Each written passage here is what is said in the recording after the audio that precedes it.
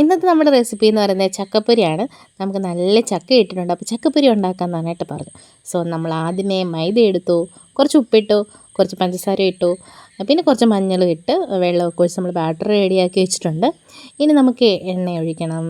എണ്ണ ഒഴിച്ച് ചൂടായിട്ട് വരുമ്പോൾ നമ്മുടെ ഓരോരോ ചക്ക ഇങ്ങനെ നമ്മൾ പഴംപൊരിക്ക് ഇട്ട് കൊടുക്കുന്ന പോലെ ഇങ്ങനെ ബാറ്ററി മുക്കിയെടുത്ത് ഇട്ട് കൊടുക്കണം. എന്നിട്ട് നന്നായിട്ട് മുരിയുമ്പം അടുത്ത സൈഡും ഇട്ട് കൊടുക്കണം. അങ്ങനെ നന്നായിട്ട് നമ്മുടെ ചക്കപ്പൊരി റെഡി ആയിട്ട് വന്നിട്ടുണ്ട്. ഇങ്ങനൊരു റെസിപ്പിയെ പറ്റി എനിക്ക് വലിയ ഐഡിയ ഒന്നും ഇല്ലായിരുന്നു കേട്ടോ.